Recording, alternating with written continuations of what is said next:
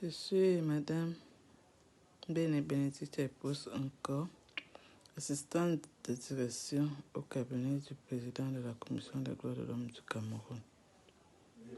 Je travaille avec le président de la commission, professeur James Monge Kobila, depuis mi-août 2020, alors qu'il assurait l'intérim suite au décès de son prédécesseur, Dr Timothée Divine Banda.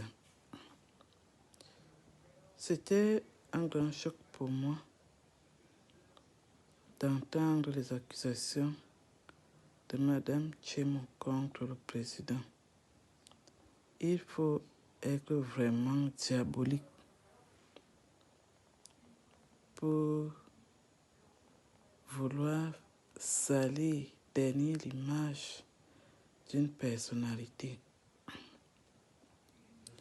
En aucun moment, pendant toutes ces années de collaboration, je n'ai vu aucun signe de ces allégations portées contre le président par Madame Tchemo.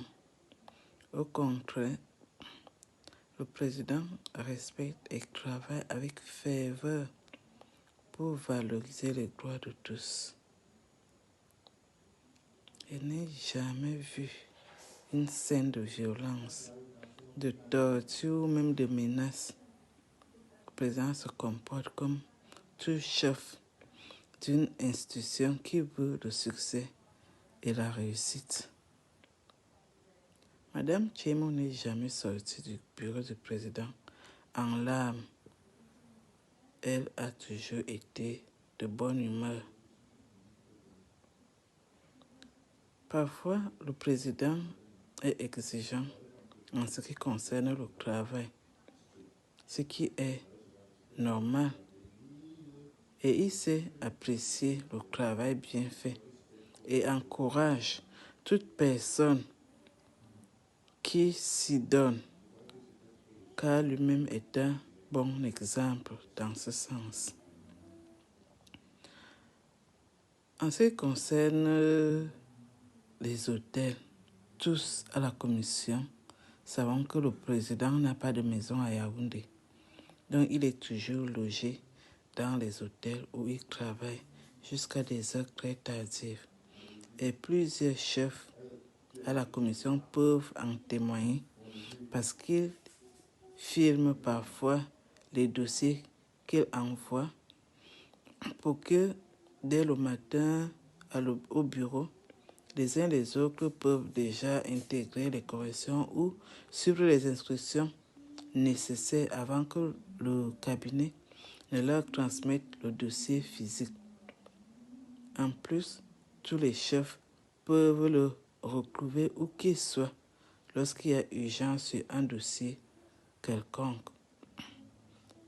Quand Mme Tchemo était chef de cabinet, le président, ayant constaté qu'elle ne pouvait pas assumer pleinement la responsabilité à cause du volume du travail, lui avait demandé de se concentrer uniquement sur le rapport, pendant que nous, les assistants de direction et les cadres au cabinet, devaient gérer les dossiers courants.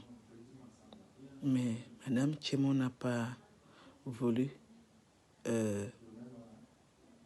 prendre en considération ces instructions du président. En fait, parce qu'elle voulait avoir le dessus, la domination sur nous et sur tout le monde. Même, elle était devenue insolente.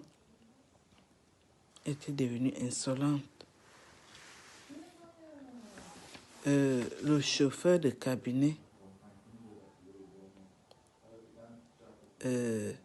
était devenu pour elle comme son serviteur, je sais pas comment traiter.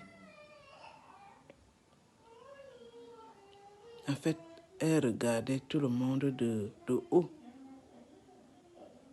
Et ce n'est pas C'était pas un bon signe pour un travail réussi.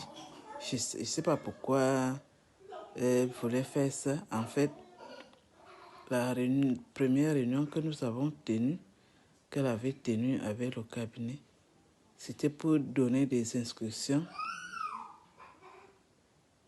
Par exemple, elle avait demandé que nous ne devrions pas introduire les dossiers dans le bureau du président sans qu'elle les ait consultés. Et même des usagers, les demandes d'audience, elle disait que ça devait passer par elle. Elle devait voir toute personne qui voudrait entrer chez le président. Et même à nous, elle nous avait dit que elle ne voudrait pas que nous ayons le contact avec le président. Mais je n'avais pas compris ça. Pourquoi elle disait ça? Parce que le président lui-même, il a toujours dit que ces numéros sont ouverts à tout le personnel de la commission. Donc, si tu as à lui dire quelque chose, tu lui dis. Le président, je suis vraiment étonné d'entendre ce que Mme Tchemo dit du président. Moi, je pense vraiment que c'est du sabotage. Parce que je n'ai pas remarqué une attitude désagréable de la part du président. Moi, je travaille avec le président, comme j'ai dit, depuis 2020, que j'étais proche